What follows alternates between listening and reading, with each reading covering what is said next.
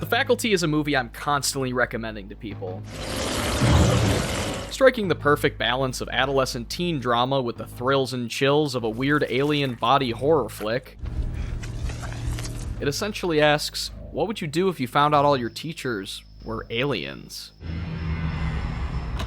It's very hydrated history. Takes us back to the early 90s to writers David Weckner and Bruce Kimmel. It's okay. They penned the original draft in 1990, but nobody wanted it, and judging by their IMDb pages, it's probably because it stunk. This guy sucks. Then the loudest disruption to the horror genre since the invention of boobies came along in 1996's Scream. It's a Scream, baby! Becoming such a box office smash that Miramax quickly bought Weckner and Kimmel's script and rushed The Faculty into production.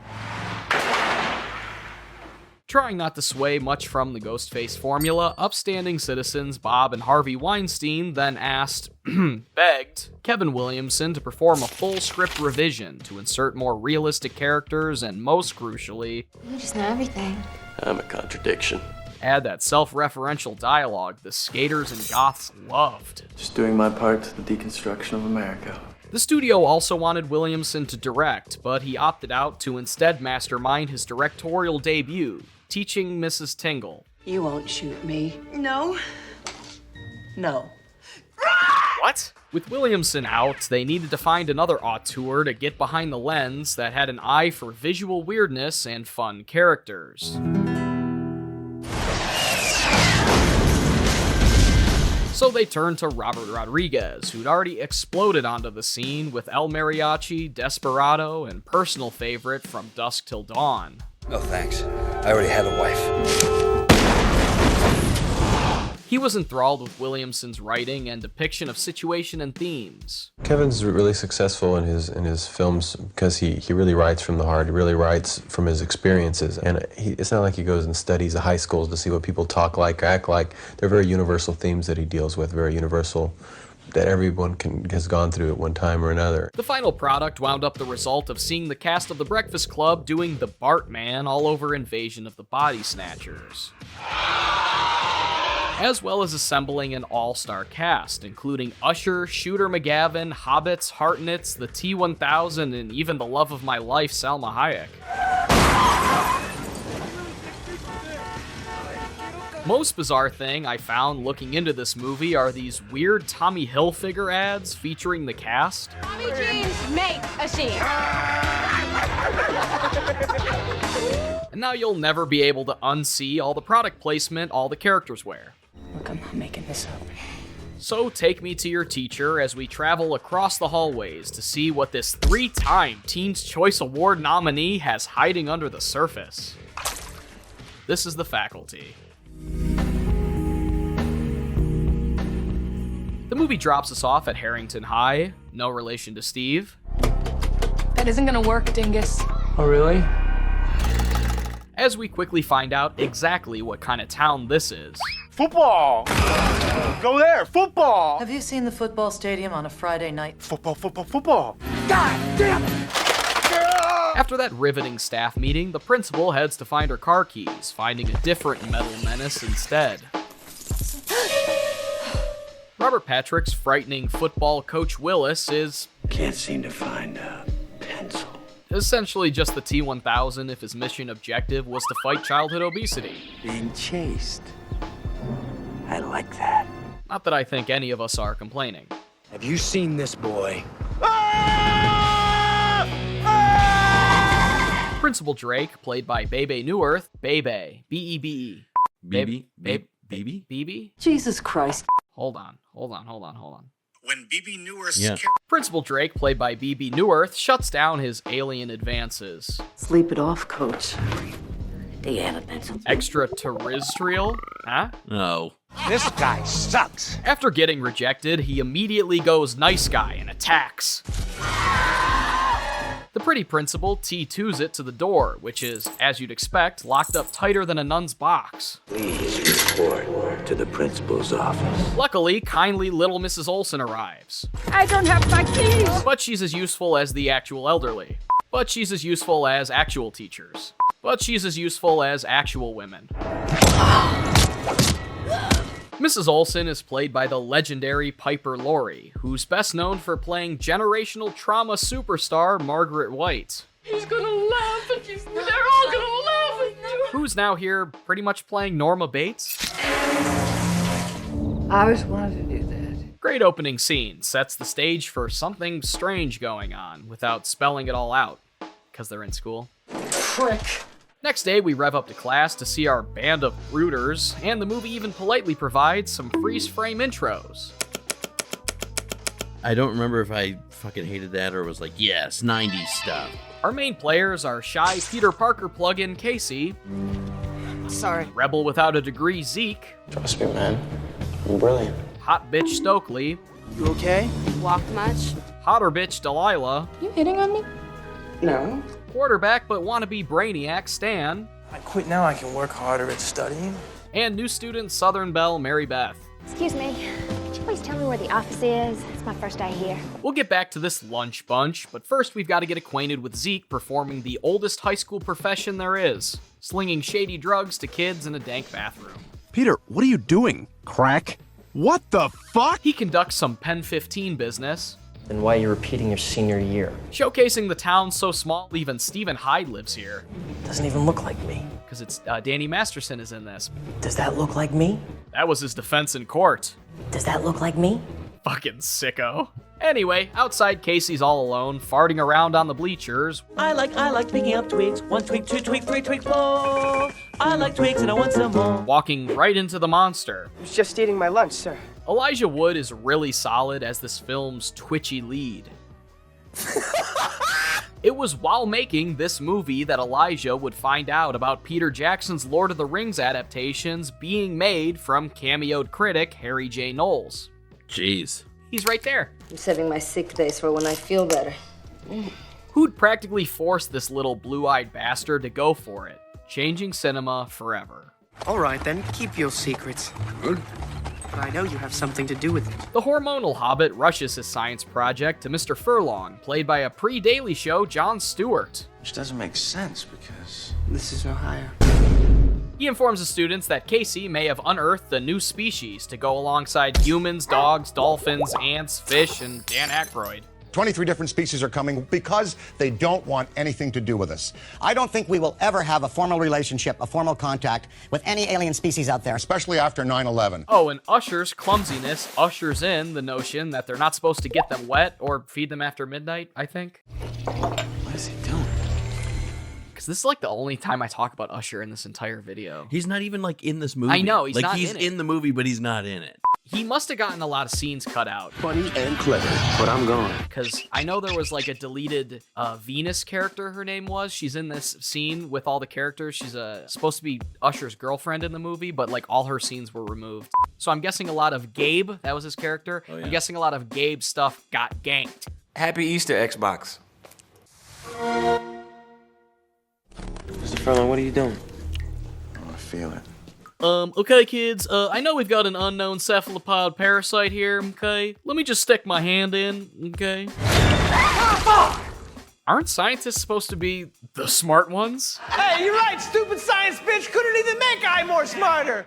I'm okay. Casey finds Jordana Brewster's Delilah, who's the finest reporter this side of the typewriter and about as likable as a safety scissor circumcision, taking the conspiracy about as serious as a post-Scream script can. It's just your fate. You're that geeky Stephen King kid. There's one of you in every school. Cowabunga, this shit is lame, yo. They search the elusive teacher's lounge. Teachers may have been boring in class, but the teacher's lounge was a whole other thing. With the flagrant flirting interrupted by a different close encounter.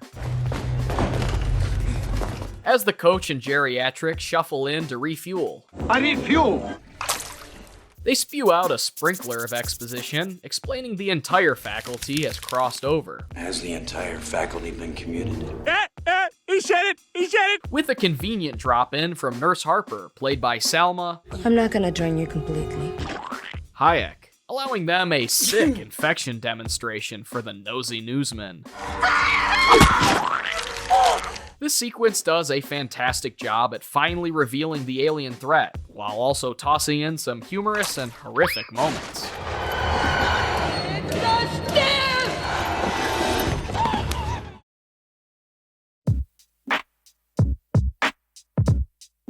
With the cat out of the bag and the nurse nerfed non-consensually, the two escape into the hallways. What's going on? Only to get grossly gaslit and discovering Principal Drake is not like us. Timely joke. You're gonna get in on it. Even Spangler's traded in his booze for bottles of water. You can shut your pie hole! Pro tip, if Mr. Booze suddenly drops his sauce and begins acting like a normal working stiff, that's cause for alarm. No, you're not going out on a high note with me, Mr. Kruger! It's Kruger! Later that night, Casey returns with his parents, notably Christopher McDonald, playing your classic non-believing parent every effective horror movie needs. Sorry, pal. No more flogging the bishop. No more flogging the bishop. But the manipulation hits young Casey from every side. They attacked Nurse Harper. Nurse Harper is epileptic. She's prone to grand malls. With the parasites pranking the parents by replacing the corpse with a CPR dummy and converting Joel from Scream 2? Did you get that on film? Yes, I got that on film. Guy managed to escape Ghostface but got beat by thirsty bugs? Whack. Next day, the frightened Frodo gets Stokely hip to the body-snatching bullshit. Especially the faculty. There it is! There it is! Clea DuVall really nails this character. She's so angry and unsure of things that her own theory sounds stupid said back to her. Body Snatchers is a story somebody made up, dingus. It's located in the fiction section. We all knew chicks like this in high school, who shouted from the rooftops that they're so different, but really just wanted to be accepted like everybody else. Daddy, I'm so alone. To be a part of a hive mind. Fuck! Not wanting to become another brick in the ear, they fill in Stan and Delilah. We think aliens are taking over our school. With young Bill Burr here not responding well to the news. Give me a fucking break. Then Zeke and Mary Beth, who've been bad boying in the background for a bit, intervene to get this ensemble on the same page. Shouldn't you people be in class? Because Mr. Furlong instantly validates the good son by disciplining Zeke for being in Halloween H2O. Sit down! That zany Zeke jumps to action, slicing off some slithers, and gives the tortured teacher his own detention. This part is really the culmination of the main mystery, themes, and story beats all coming to a head. It's shit like this that's gonna bring this situation to a head, man! The whole flick up to this point is more or less gaslighting teenagers and this group of It's alright. Groof? Groof. Come on. I am Groof. And this group of goobers attempting to swerve the school-wide manipulation. Come on, Zeke, hook us up. The slow, calculated shift as they corrupt the staff, move on to the student body, and presumably the world. This flick is rich with themes of indoctrination, peer pressure, fitting in, finding yourself, and of course, alienation. I love how the movie portrays the unspoken acting young people have to do while navigating the stressful and stupid social hierarchy of school life. It's a slam dunk to set it alongside a creature feature, and all the scenes focusing on the faculty are nicely used to reinforce these ideas. Only through conformity among the masses. The increasing presence of water all over the fucking place is also a brilliantly executed gag, popping up all over the school grounds. Plus, I like this little two-shot moment of Stan realizing what's up and catching Casey. I love when movies include little subtle character stuff like that. For a QB, he looks like a damn wide receiver. This is usually the point where somebody says, let's get the fuck out of here. Get me the hell out of here! Let's get the hell out of here. Get the hell out of here! Get the hell out of here! Get the fuck out of here! What? Get the hell out of here! Let's get the fuck out of here.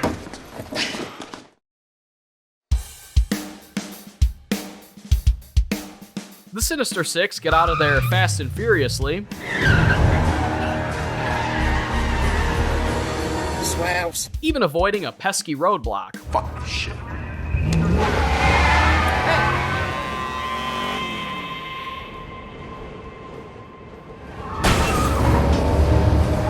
And winding up at Zeke's house, complete with a wacky inventing room. Any good? Yes. It gives the gang some time to unveil what's really going on underneath. Are you sure about that? See, it's a parasite. A parasite that embeds itself in another because it needs a watery host to survive. Good thing there's totally not any eldritch horrors beyond my comprehension like that in real life.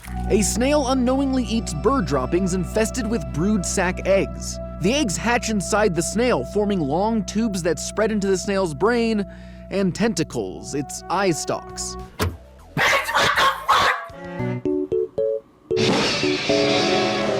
Anyway, the investigation, that shot like the house opening credits,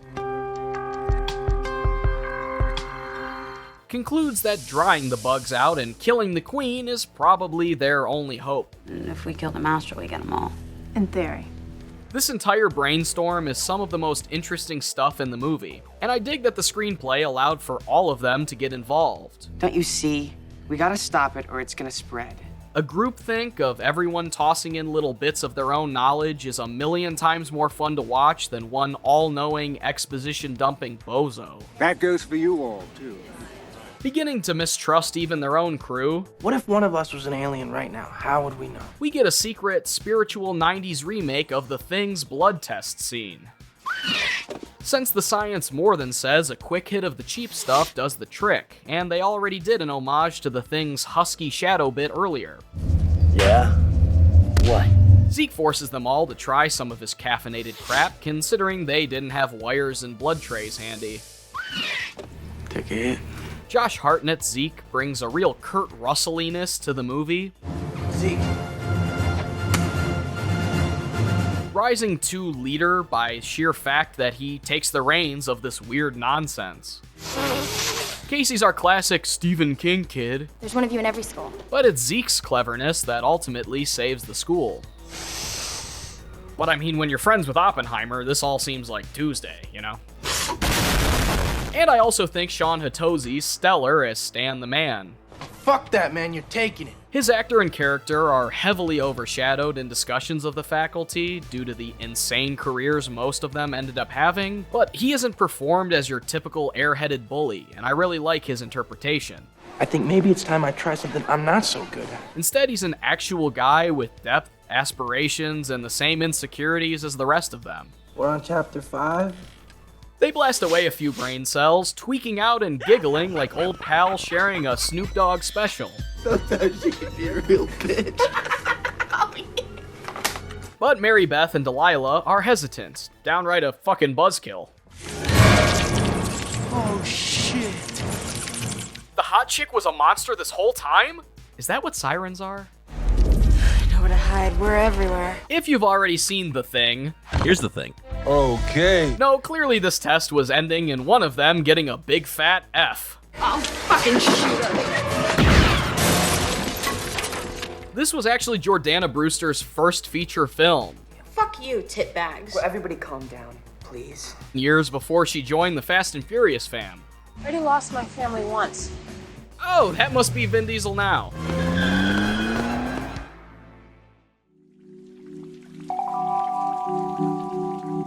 Out of options and beyond low on the drugs required to kill the aliens, Fuck!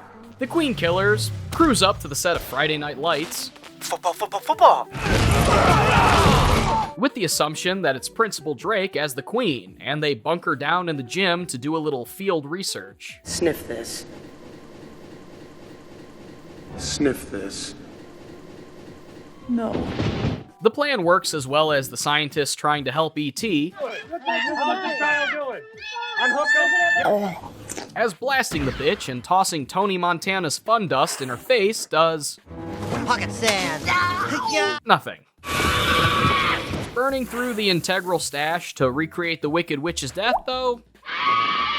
You cursed brat! Look what you've done! I'm melting! Melting! Oh, what a world! What a world! Pretty awesome.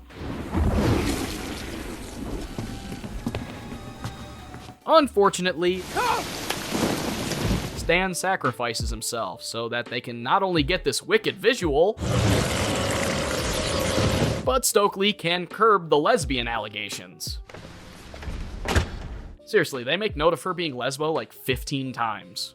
We're people. I hope you're not a violent lesbian like a newfound friend here. Casey and Zeke zoot to the parking lot, with the smaller guy being the bait for what becomes Faculty of the Living Dead. If only it was when Elijah played the guy. And you are? I'm the guy. The real guy. No time for that, though, as Zeke rifles through his trunk in hopes of finding more drugs, only to find Miss Burke begging to be boinked.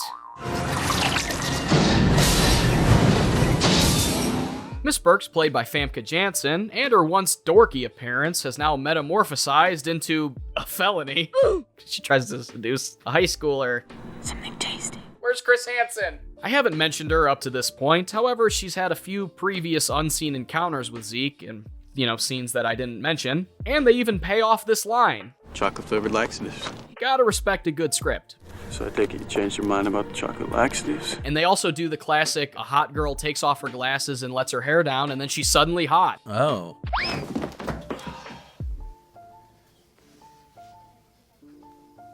He's had enough of her extra credit and brings a new meaning to hot for teacher.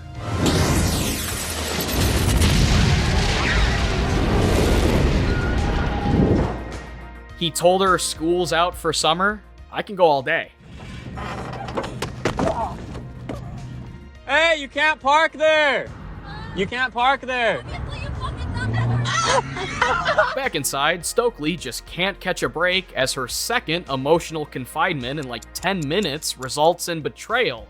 Open the door. Again! Mary Beth's the fucking queen!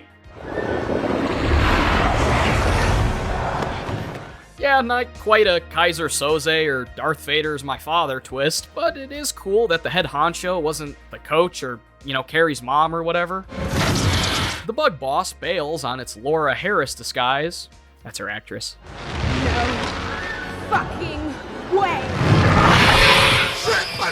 What the fuck? Stop screaming! Stop! Chasing CNS into the swimming pool, and I don't think they brought their floaties. We're treated to some delightful 90s CGI that ranges from really good to questionable. And the two barely make it out before she morphs back into a pair of boobies. Why are you naked? Gotta hand it to the aliens, though. A nice pair may be the one thing to get humans completely compromised. And in French Playboy, they're even more naked. Do you like what you see? Too bad no life from another planet could possibly understand the stubbornness of this species. Hey! It is our basic human right to be fuck-ups! Anywho, Casey and Zeke are the only ones left and acting as a mini Men in Black division, but Hartnett falls right into a trap. And I don't mean the one where he's some fucking retarded serial killer. Oh shit, this Lady Raven! Help me! Rather, they play a case and mouse game as the queen catches up to him, and he's gotta use the bleachers as one giant underfunded bug trap. If that were the SATs, I'd have scored a perfect 1600. Guaranteed to jack you up.